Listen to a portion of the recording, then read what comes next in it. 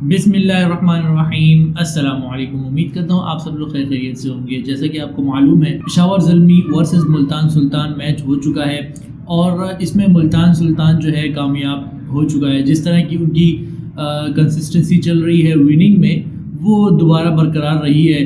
اور جیسا کہ کراچی میں 5 میچ جیتے، اس کے بعد لاہور کے لیگ میں بھی پہلا میچ وہ آسانی سے جیت چکے ہیں۔ اس میں ان کی کوئی پریشانی نہیں حائل ہوئی ان کے درمیان۔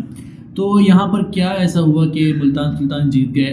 سب سے پہلے تو بات یہ ہے کہ ملتان سلطان کی جو ٹیم ہے وہ آپس میں بہت زیادہ جیل ہے۔ ان کی فیلڈنگ ان کی بالنگ کے ساتھ دے رہی ہے۔ دیکھیں، جب تک بولر کتنا بھی اچھا ہو بولر، جب تک آپ کی فیلڈنگ آپ کا ساتھ نہیں دے گی ایز اے بولر، آپ یہاں پر کامیابی نہیں حاصل کر سکتے اور آپ یہاں پر وکٹیں نہیں نکال سکتے۔ جب آپ کی فیلڈنگ مس ہوگی، آپ کے کیچز چھوٹیں گے، آپ کہاں سے جیت سکتے ہیں؟ ہم نے دیکھا رادرفورڈ کو کہ وہ دو ان کے پاس ایک تو کیچ تھا اور ایک وہ باؤنڈری انہوں نے چھوڑ دی۔ ایسا لگ رہا تھا کہ لائٹ میں ان کی بال چلی گئی تھی، لیکن یہ کوئی ایکسکیوز نہیں ہے کرکٹ میں کہ آپ بولر آپ کو محنت کر کے وکٹ دلوا رہے ہیں اور آپ اس کا کیچ ہی چھوڑ رہے ہو یا فیلڈنگ مس کر رہے ہو۔ فیلڈنگ مس کرنے سے پریشر جاتا ہے بولنگ سائڈ پہ، ایز اے بولر آپ پر پریشر آتا ہے۔ تو یہ چیز ملتان سلطان کو فائدہ دے گئی اور پشاور زلمی کی جو کراچی میں بھی ان کی یہی چیز ان کے جو ہے شکست کا باعث بنتی رہی ہے اور وہ اب تک چلی آ رہی ہے۔ اس کو بہت جلد سدھارنے کی ضرورت ہوگی پشاور زلمی کو۔ اگر ایسے ہی چلتا رہا تو پشاور زلمی کا کوئی چانس نہیں ہے یہاں پر سیمی فائنل جیتنے کا۔ دوسری طرف ملتان سلطان کا، جیسے کہ میں نے آپ کو پہلے بتایا کہ ملتان سلطان کی ایک تو ان کا مومنٹم بنا ہوا ہے جیتنے کا، دوسرا یہ ہے کہ وہ آپس میں ایسے جیل ہیں، ایک دوسرے کو اتنا سپورٹ کرتے ہیں۔ ایز اے بولر بھی ان کو سپورٹ ملتی ہے فیلڈر کی جانب سے، ایز اے بیٹسمین بھی ان کو سپورٹ ملتی ہے مینجمنٹ کی جانب سے، اور اسٹرائک روٹیٹ ہونے کی وجہ سے بھی ان کو سپورٹ ملتی ہے، اور ایز اے کپتان بھی ان کو سپورٹ ملتی ہے کہ ساری ٹیم مل جل کر ایفرٹ کرتی ہے اور یہاں پر جیتنے کے لیے جو ہے وہ ایفرٹ کرتی ہے۔ اس کے علاوہ ہم نے دیکھا کہ ملتان سلطان کے یہ والے میچ میں تھوڑی سی ایک بات مجھے بہت ہی زیادہ نوٹسیبل لگی، وہ یہ کہ آپ نے دیکھا ہوگا کہ جب کامران اکمل نے ٹاپ ایچ کیا اور کیچ اپرچونٹی حاصل ہوئی تو وہاں پر محمد رضوان بھاگتے ہوئے گئے اور دہانی شارٹ فائن لیگ سے بھاگتے ہوئے آئے اور کیچ کرنے کی کوشش کی۔ اس میں دہانی نے کیچ کر لیا، لیکن محمد رضوان نے ڈائیو کر کے کیچ کرنے کی کوشش کی، اور ہم نے دیکھا کہ بہت ہی زبردست کولیجن ہوا دونوں میں، ٹکرایا دونوں۔ محمد رضوان زیادہ ان کا جو فیس ہے وہ جا کر لگا شاہنواز دہانی کے گردے پہ، لیکن اس کے باوجود محمد رضوان سیف رہے۔ اس میں یہ ہم نے دیکھنے کو ملا، سیکھنے کی جو بات ہے اس میں یہ بات ہے کہ محمد رضوان کیچ نہیں کر پائے، لیکن اس کے باوجود انہوں نے دہانی کو گلے لگایا۔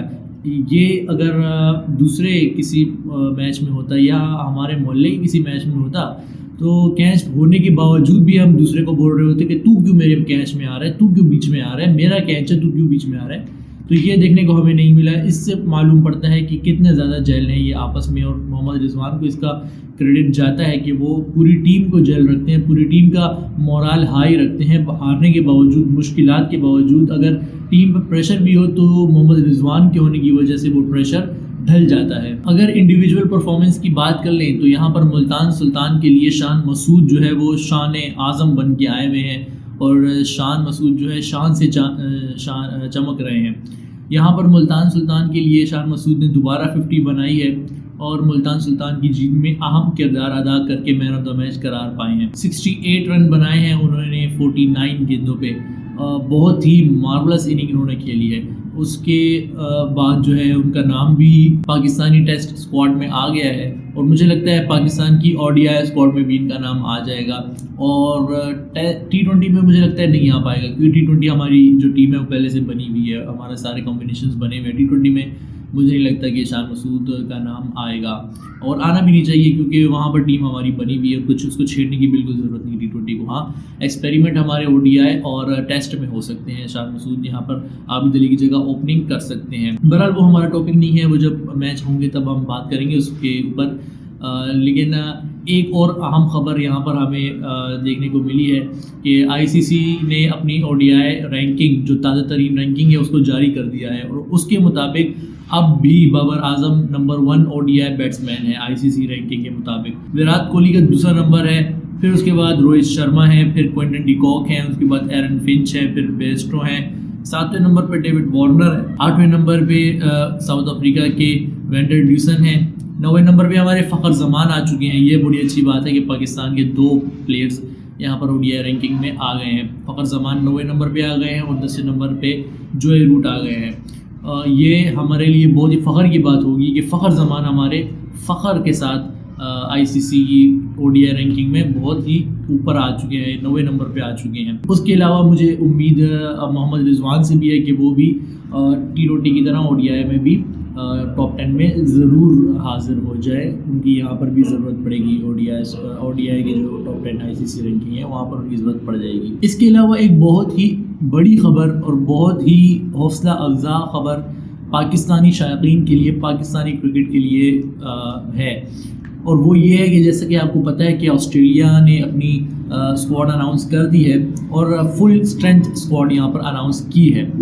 اس کے علاوہ جو یہ فل اسٹرینتھ اسکواڈ ہے اس میں کچھ پلیئر ایسے ہیں جن کا کانٹریکٹ ہوا ہے IPL سے. آپ کو پتہ ہے IPL بھی شروع ہونے والی ہے, تو پاکستان کی جو سیریز ہے آسٹریلیا کی, جو پاکستان میں آ کے وہ کھیلیں گے, اس کے لیے آسٹریلین بورڈ کا ایک بہت ہی بڑا کارنامہ, بہت ہی بڑا ٹلٹ دکھا ہے پاکستان کی طرف.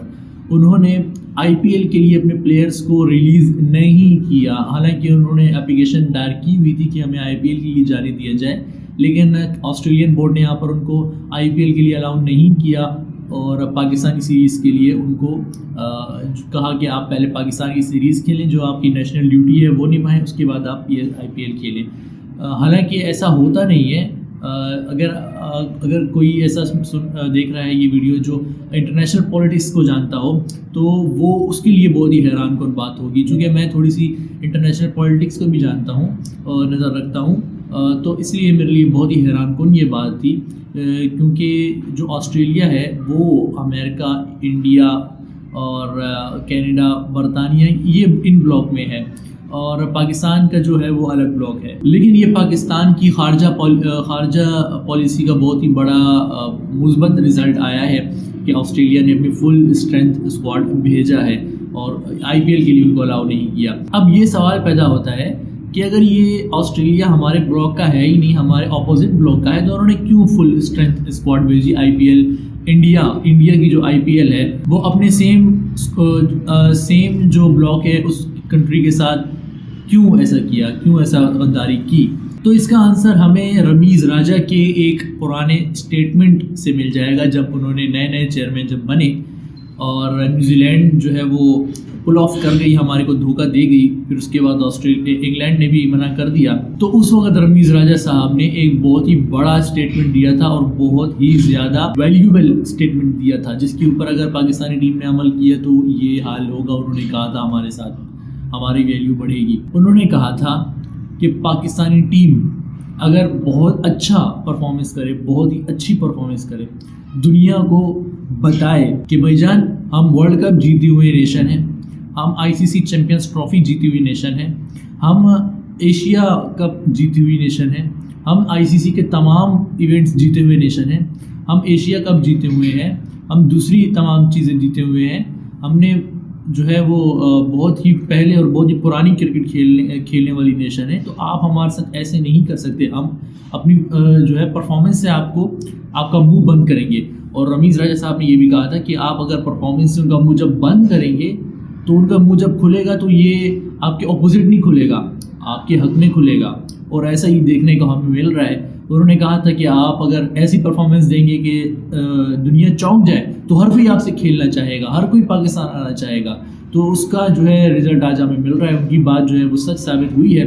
اور آسٹریلیا یہاں پر انڈین پریمیئر لیگ میں اپنے پلیئر کو بھیجنے سے انکار کر کے پاکستان بھیج رہے. تو یہ بہت ہی زیادہ رمیز راجہ کا کریڈٹ جاتا ہے کہ یہ بات انہوں نے جو ہے یہ بات انہوں نے ازیوم کی, یا یہ بات انہوں نے کہی, یا یہ ان کا نظریہ تھا جو بالکل صحیح نظریہ تھا, اور اس کا پاکستان کو بہت فائدہ ہو رہا ہے. اور امید ہے آگے چل کے رمیز راجہ صاحب ہمارے کرکٹ کے لیے اور بھی بہت کچھ کریں گے, اور گورنمنٹ کی بھی ان کو پوری بیک حاصل ہے. اب میں آپ کو بتاتا ہوں کہ کون کون سے ایسے پلیئر تھے جن کے کانٹریکٹ ہوئے تھے IPL میں. تو سب سے پہلے جو کپتان ہیں آسٹریلیا کے پیٹ کمنس، ان کا کانٹریکٹ ہوا تھا اور ان کو جو ہے IPL کا پہلا لیگ چھوڑنا پڑے گا. اس کے علاوہ اسٹیو اسمتھ ہیں، اس کے علاوہ ڈیوڈ وارنر ہیں، اس کے علاوہ مچل اسٹارک ہیں، مچل مارش ہیں، اور بھی پلیئر ہیں لیکن یہ میجر پلیئرس ہیں. انہوں نے اپنا کانٹریکٹ چھوڑ کر یہ پاکستان آ رہے ہیں انشاءاللہ، اور امید ہے کوئی گڑبڑ نہیں ہوگی. تب تک کے لیے اتنا ہی، ملتے ہیں اگلی ویڈیو میں. تب تک کے لیے اللہ حافظ.